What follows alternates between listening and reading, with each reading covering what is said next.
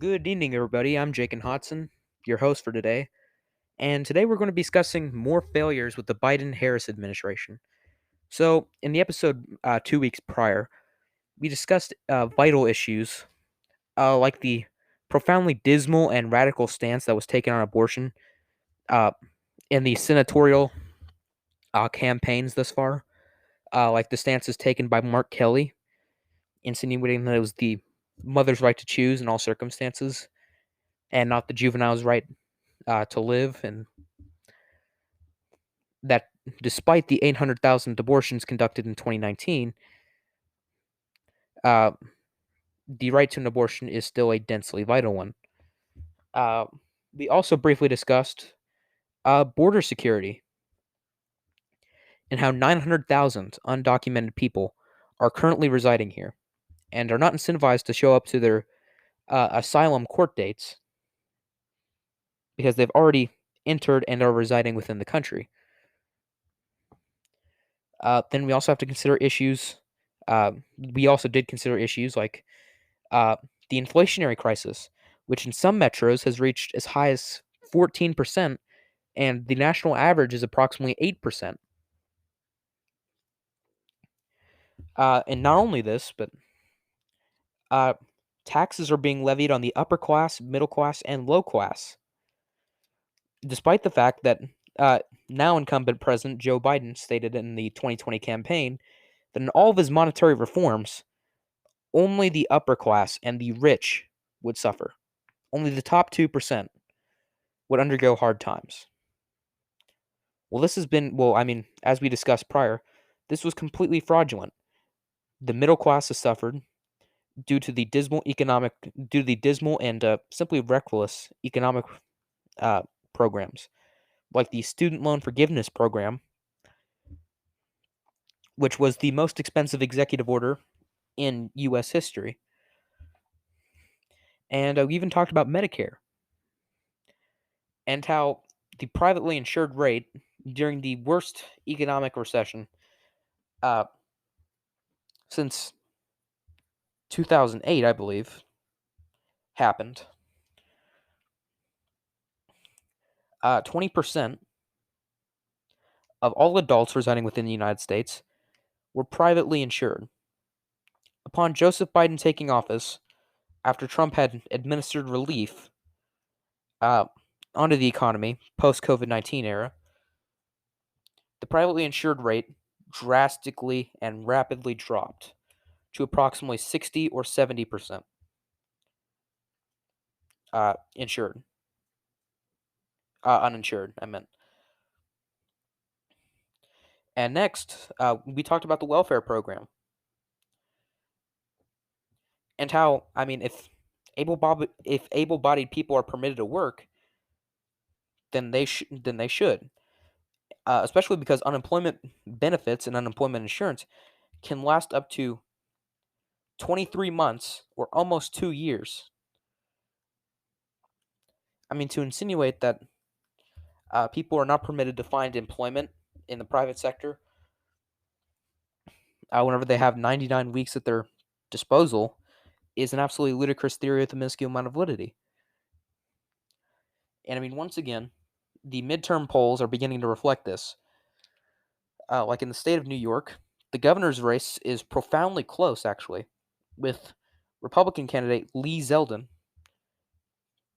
in some polls up by 1 or 2 points.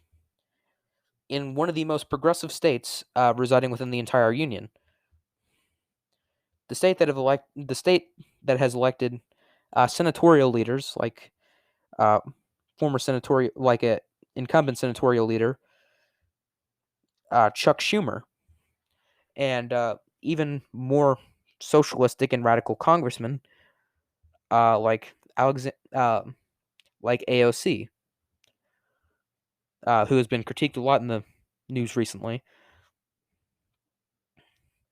And uh, we also talked about the botched vacation of Afghanistan and how on August 26th, 13 Marines unfortunately perished due to a terrorist attack and malicious homicide. And this arm the Taliban to complete their annexation of the federal government there. And finally, we considered the crisis in Ukraine. All right, the Russian army has officially annexed 15% of Ukraine, and all they conducted was monetary sanctions, which are trivial because our own allies don't even abide by them.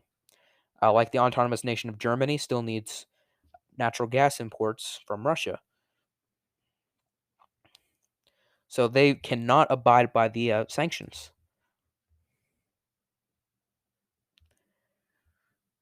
And I mean, not only this, but billions and billions of dollars are being sent to Ukraine while we still have a lot of problems here, like once again the southern border and enforcement of laws, which uh, is going to lead me to the next point that we talked about.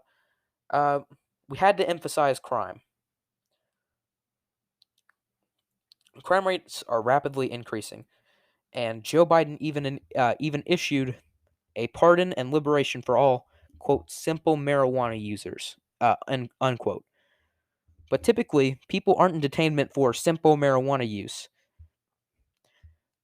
Typically, it gets pleaded down to simple marijuana use, but not a lot of people are in federal prison right now for smoking or even state penitentiaries right now for smoking a joint. Which I'm not going to comment on whether that is right or not. I do definitely believe that marijuana should be prohibited in all of its capacities due to its not only exacerbated potency over the last few years, but the fact that it's in some cases laced with fentanyl and could possibly be deadly. And not to mention, marijuana usage has been correlated to an expungement of IQ of up to 9 IQ points in some of the worst cases. And not only this, but the Biden Harris administration has taken a progressive stance on crime. Oftentimes, they're incentivized to liberate prisoners more rapidly and advocate for rehabilitation, despite the fact that rehabilitation is often futile. And I mean, I stand by all of the points I made in the prior episode, but I just realized that there were many more points that I really needed to hammer on. Like one of the points that is incredibly vital to me is environmental policy. All right, 6% of the United States' private sector employment revolves around natural gas and oil. And it's projected that 10 to 20% of these jobs will be expunged over the next couple of years due to Joseph Biden's dismal economic policies and due to Joseph Biden's dismal environmental policies. And I talked briefly in the prior episode about energy independence, but I'm going to correspond more about that now. And next, I believe that we have to discuss issues like critical race theory and indoctrination in schools. All right, the Biden Harris administration and many other states throughout the union have allowed their academic institutions to indoctrinate children with people as young as kindergartners being forced to enlighten themselves regarding critical race theory and how Caucasian children are less valuable than their African American counterparts, and how any achievement obtained by a Caucasian person is futile because they have obtained white privilege. And I'm also going to talk about the COVID-19 crisis. Because despite the fact that Joseph Biden has insinuated that the COVID-19 crisis is over, he, quote, canceled COVID-19, the pandemic is now 6 times worse than it was at its beginning. And I'm also going to discuss the federal government forcing their employees to administer the COVID-19 vaccination onto themselves, despite the fact that in 11,000 cases residing within the United States, the vaccination has been shown to have allergy-like symptoms that could possibly lead to hospitalization and respiratory virus. And finally, there were a lot of outbreaks of COVID-19 post-vaccination being administered, and I would even argue that the amount of deaths in the Biden-Harris administration from COVID has been a lot worse than the Trump administration.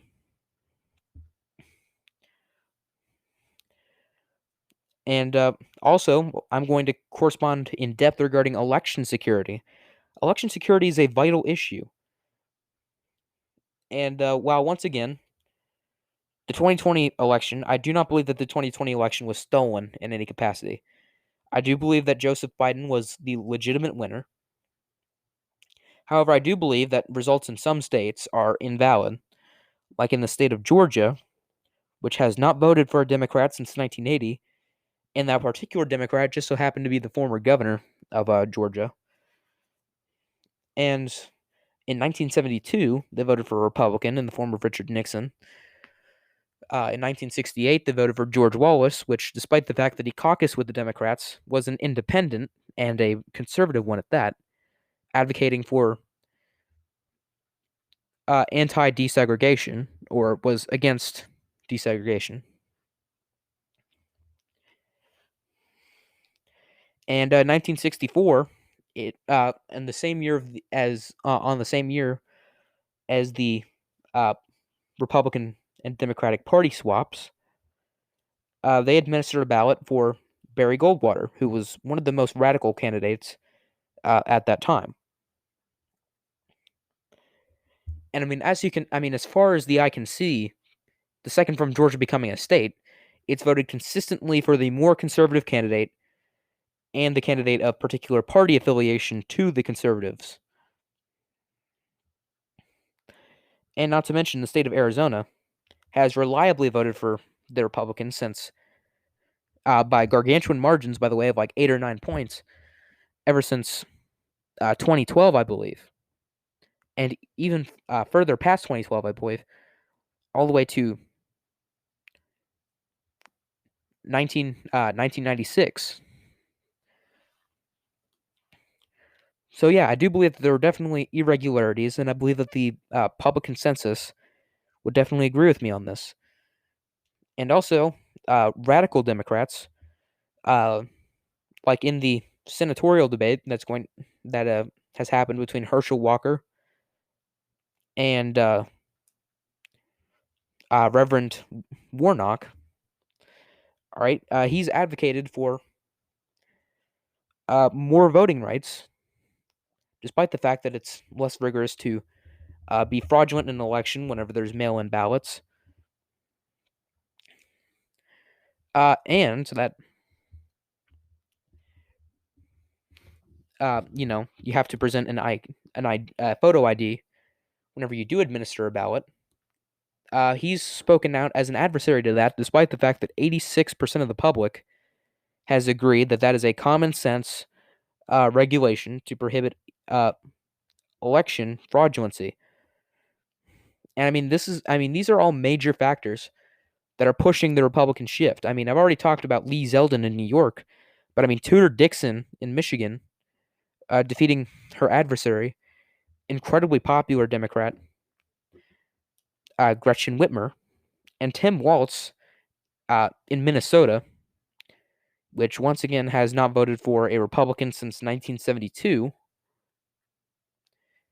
is about to drop Tim Walz as their incumbent governor.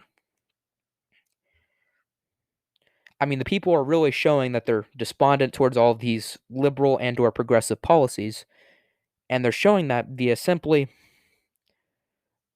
voting against them, voting out progressive senators like Reverend Warnock, and voting out the possibility of progressive senators and possibly even socialistic senators like John Fetterman, who, by the way, is about to debate Dr. Mehmet Oz on Tuesday, which is going to be a delight to see. By the way, I encourage all of you out there to watch it. But yeah, the first issue I'm going to talk about is the environment. This has been Jake and Hodson, and I appreciate you for watching. Thank you. So the first issue I'm going to correspond regarding today is the issue of the environment. So in the beginning of 2021, now incumbent President Joe Biden attempted to pass a bill typically referred to via its permitted name of the Green New Deal. So the Green New Deal was so radical that 3 incumbent Democratic senators voted against it. And I mean, considering the objective fact that we live in a time of political polarization, I mean, this is just absolutely unreal to me, and it makes me seem like it makes it definitely seem like it's a bipartisan decision. Um, and I believe that part of the reason why it was vetoed was because 6% of the United States' private sector employment is, as I mentioned prior, was made up of jobs in the oil and natural gas industries. And I mean, that number is only being exacerbated with time. And it's actually estimated that these Green New Deal policies would expunge the validity of 20% of all of these jobs. All right, that is an unruly amount. And I mean, not to mention that California has been completely reliant on vehicles and electric power, uh, despite the objective fact that that's actually been shown to be more dismal than the usage of fossilized fuels because of the fact that uh, a lot of these times the power grid can't just be controlled by solar or wind energy. It needs to be controlled via carbon-based fuel sources. This includes oil, natural gas, etc. And so the process that in fact, the power grid could not even take the amount of power vital uh, necessary to actually uphold everyday items. Like, for example, during the summer, incumbent governor of California, Gavin Newsom, has stated that you need to abstain from driving your motorized vehicle because the power grid cannot take it. And I mean, not only to say that fossilized fuels are incredibly, not fossilized fuels, renewable energy sources are profoundly inefficient, but also that they're sparse to come by. I mean, you look at solar energy, and I mean, at least for privatized residences, solar energy can only really be utilized whenever the sun is actually showing. I mean, that's as tacit, right?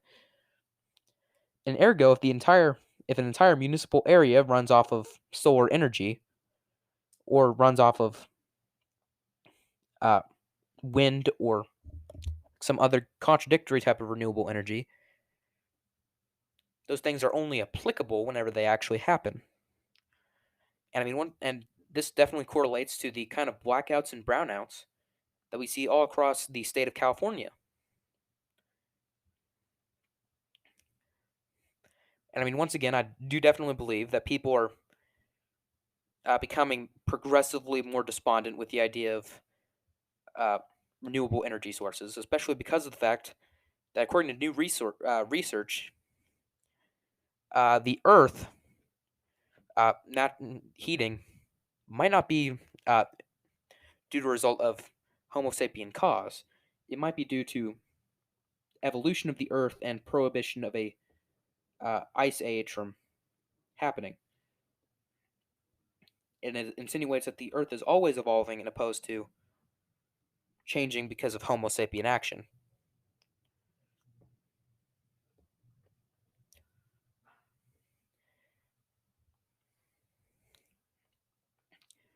Uh, and in addition, I want to talk about energy independence.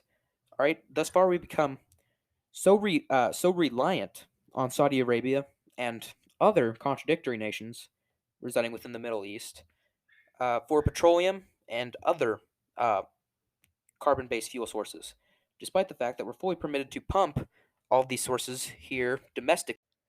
Yeah, and even more appalling, just a couple weeks ago, Joseph Biden conducted a correspondence with the incumbent Prince of Saudi Arabia and insinuated that uh, that the Prince of Saudi Arabia had to draw back the cutoff of oil production for 1 month, not 6 months, not a year, not 3 months, 1 month specifically, so that way it would not reflect poorly on him in the midterm election results.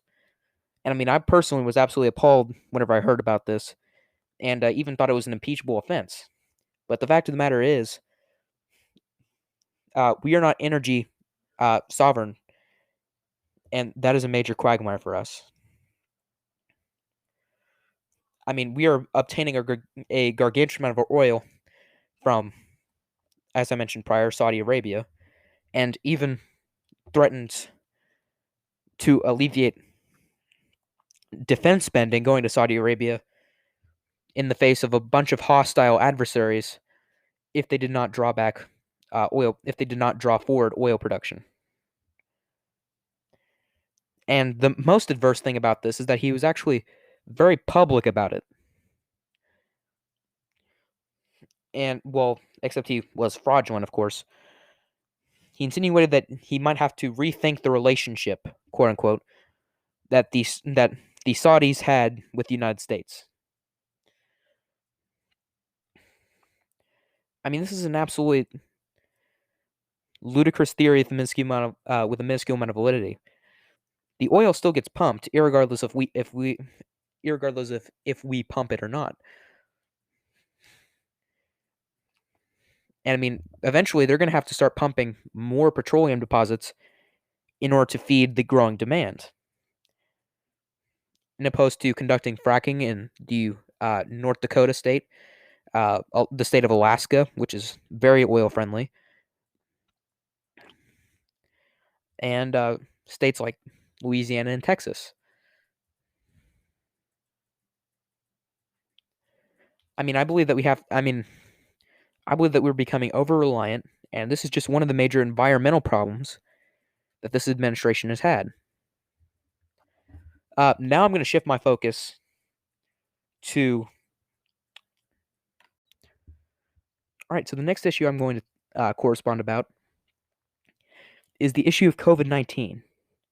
So, during the 2020 campaign, now incumbent President Biden uh, definitely administered a lot of derogatory comments regarding former President Trump for his ineptitude, quote unquote,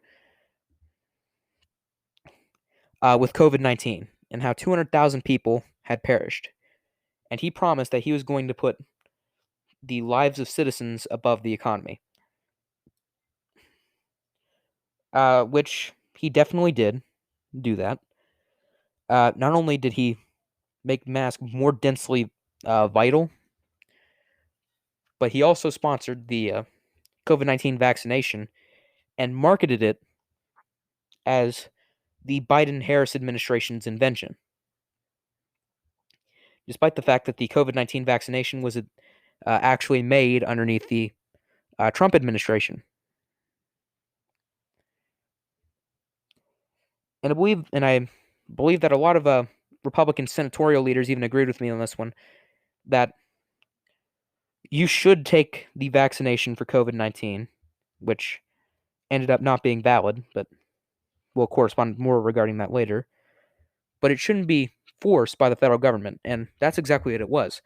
The COVID-19 vaccination was forced on by the federal government, and the hardworking people, hardworking middle class, upper class, low class families, were being exploited because of this. I mean, they were just being exploited. Uh, Unemployment was exacerbated rapidly, and not only this, but a lot of people were losing their benefits and becoming reliant on federal government programs. And I mean, this is just a dismal play. It forces people out of their job for personal beliefs that they have, and it's not the principles that our country is founded on. And not only this, but the vaccination was shown in 12,000 victims residing within the United States to have, as I mentioned prior, allergy-like symptoms, which could also include respiratory inflammation and respiratory viruses, the results of which could result in death, which 6,238 of these, I believe, did actually perish due to undergoing the vaccination. And not only this, but COVID-19 cases were even exacerbated after the vaccination was densely available. Like, for example, in Cook County, which is the county that encompasses most of the metropolitan area of Chicago. COVID cases there were exacerbated by almost 6 times their amount after the COVID-19 vaccination became densely available. Uh, the same happened in Los Angeles County, St. Louis County, in my residential state, um, and many, many more. And a lot of people insinuate that this was conducted, uh, via the quote new variants that came out. Yeah, well, even now, when there are no major variants, it is still 4 times as bad as it was uh, in March of 2020, whenever it first began. I mean, this is happening everywhere, and I believe that this ineptitude by the Democratic Party should be brought up more, as it has been in some of the midterm races, like the gubernatorial race in Oregon, where the Republican nominee brought up the mishandling of the COVID-19 crisis by insinuating that they closed the schools, which they did. And by the way, in Democratic strongholds, uh, progress is still having to be made to make up for the lost progress over the several years of lockdown. Like, for example, in the states of Delaware, New York, Vermont, and Rhode Island, California, Washington, Oregon, and New Mexico, students are far behind the national average and have to, really make up what they have missed here, and that is hindering progress here. And I actually very much agree with Ron DeSantis' handling of COVID-19. We should have definitely kept the schools open during the COVID-19 crisis, and I believe it was a dismal play that we did not do that.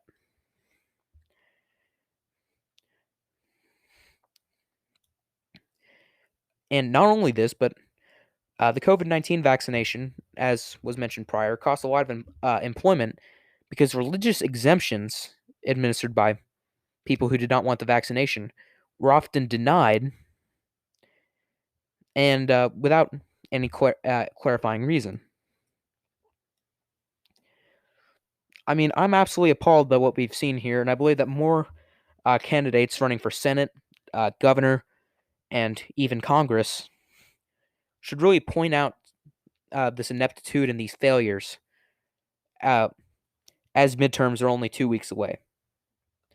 So the next topic I'm going to correspond about is indoctrination in schools, and not just out in schools, but in cities and all across the nation, to be particularly honest. And we're also going to discuss the role that transgenderism has played in politics. So, as I mentioned prior in the introduction, uh, many preschool to kindergarten age children are having to learn regarding critical race theory and transgenderism, which I believe teaching transgenderism in schools is only going to exacerbate the problem. All right, I hate to say this out of fear of sounding bigoted of any capacity, but I believe profoundly, and this is objective fact, that gender dysphoria is the primary pushing factor behind transgenderism. Gender dysphoria is a major mental disorder that should not be exacerbated by glorifying it in academic institutions and glorifying it in our general society. And not only this, but uh, I recently looked up critical race theory lectures, and I was absolutely appalled by what I saw and what I heard. I mean, this teaches uh, Caucasian children that they are less valuable and that their achievements are less valuable because they have, quote, white privilege, despite the fact that African Americans and people of color are more likely to get into Ivy League academic institutions like Harvard University, uh, Yale, MIT, uh, etc. And despite the fact that African Americans only make up 5% of the population in the state of Massachusetts, and that they only make up uh, 15% of the U.S.'s population, they make up about 25% of Harvard admissions, despite the fact that they, typically speaking, lose to their equally qualified Caucasian counterparts, or other counterparts altogether. I mean, a lot of people have insinuated that these Ivy League schools admit based on their preferences. Not only this,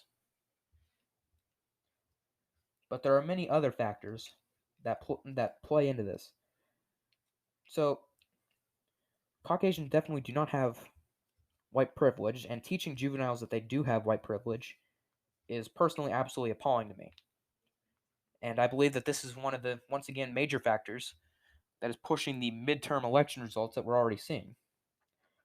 All right, like in the state of Oregon, where progressive rhetoric is being passed through more rapid fire, uh, the Democratic nominee is currently losing to a Republican candidate. I mean, what we're seeing is not surprising after years of subjugation by a progressive and leaning socialistic political movement. And I mean, not to mention, we're not just glorifying transgenderism and general gender dysphoria in classrooms, we're glorifying it in society as well.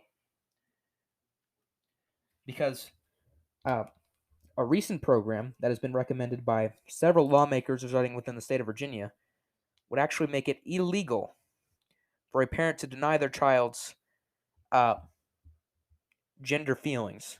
So, for example, a 9-year-old juvenile could say to their parents that I want to be a female, and they would have to comply with this gender identity under threat of prosecution for domestic abuse. You heard me correctly, domestic abuse. And in addition to that, a lot of Democrats are going to be insinuating policies that would promote uh, gender transition surgery on the federal government's dime, and by further extension, on your dime. So, you, the American constituent, and the taxpayers are going to have to pay your hard-earned salary, so that way someone else can obtain gender reassignment surgery.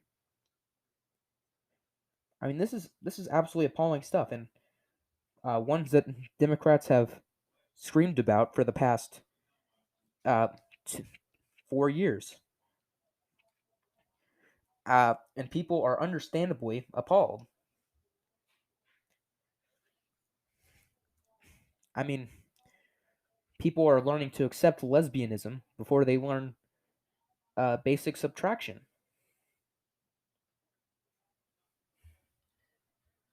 And this is definitely attempting to sway the Democrats in a uh, more superb light and make public consensus more lopsided for their future proposals.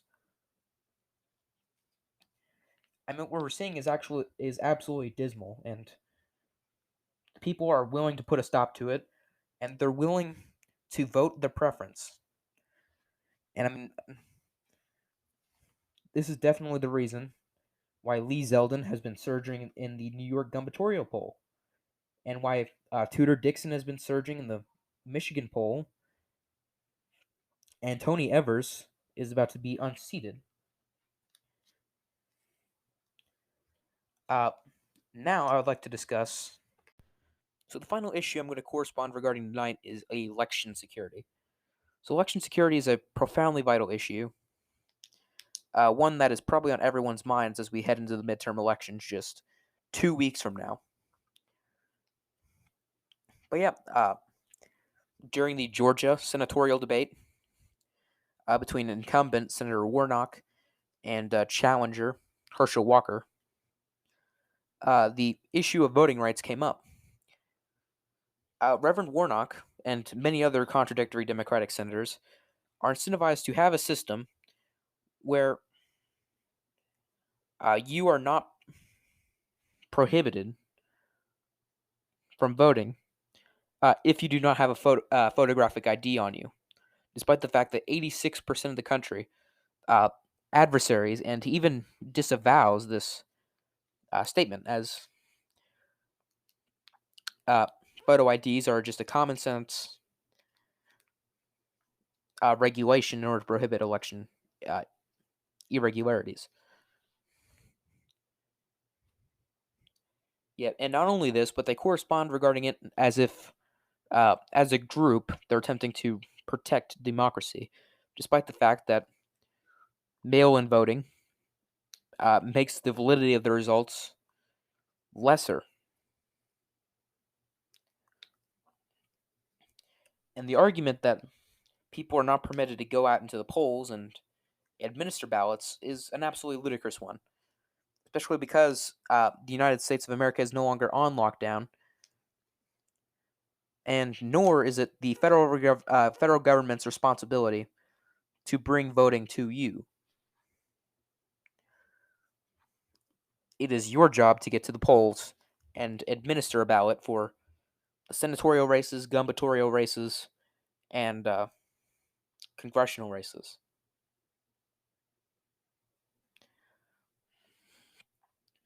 And Joseph Biden has actually attempted to pass several voting rights bills, all of which have thankfully been vetoed and alleviated. But yeah, I mean, these voting rights bills would have been the most radical in the United States' history and would have resulted in the federal Republican nominee having no chance in elections in even red states. I mean, irregularities could be exacerbated to much higher of what they are now if any of those voting rights bills were passed.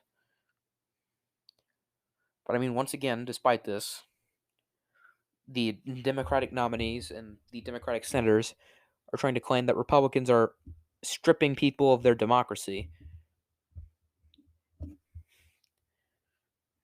which is, as we've already established, absolutely ridiculous. So now I'd like to cover people who are more than ever advocating for an electoral college abolition. This is many have actually attempted to push a bill through just 1 year prior to this to expunge the electoral college. This is a dismal idea.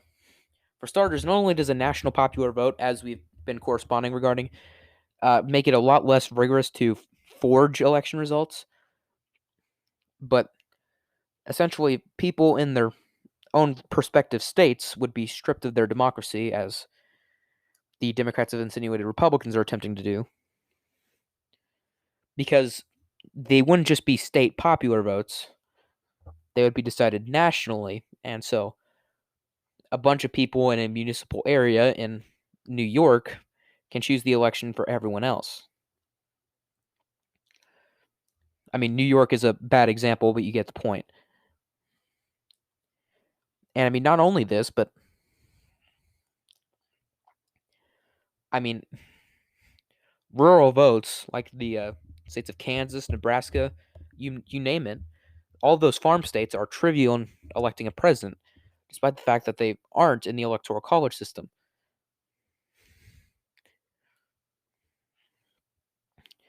And not to mention, most of the electoral votes are proportional to each other. So for example, for the most part, one vote in Kansas equals one vote in Texas. Now, I mean, as is tacit, there's going to be some anomalies there, but it is roughly congruent.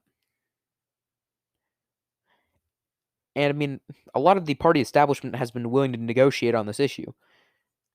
They haven't just uh, expunge the validity of a national popular vote system. And I mean, once again, these issues, I mean, abolishing the electoral college I will concede, is popular with the majority of people, but with the current amount of polarization that is occurring trying to get all of those bills through, it might end up hurting the Democratic tickets in the future. I mean, once again, I hate to sound repetitious here, but this is a central point, right? People in the state of Florida, which has been a historically ambiguous state with a diverse political history, voting for George Bush in 2000, voting for George Bush in 2004, voting for Obama in 2008, voting for Obama in 2012, voting for Trump in 2016, and barely voting for Trump in 2020, and just barely administering ballots for Trump.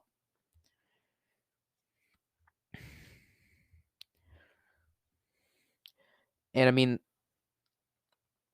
even in Texas, where Governor Greg Abbott is still relatively unpopular, he is already beginning to obtain rapid progress, with about 8 or 9 points ahead.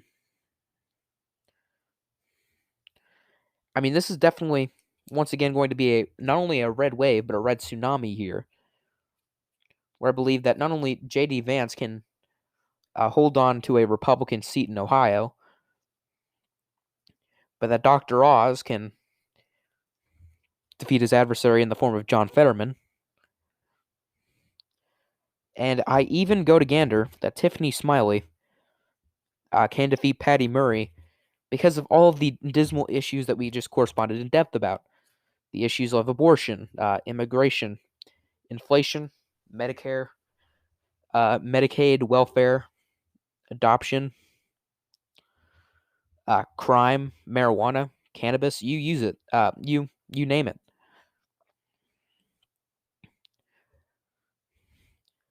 And I believe I could not make the point more clear that these are gargantuan failures.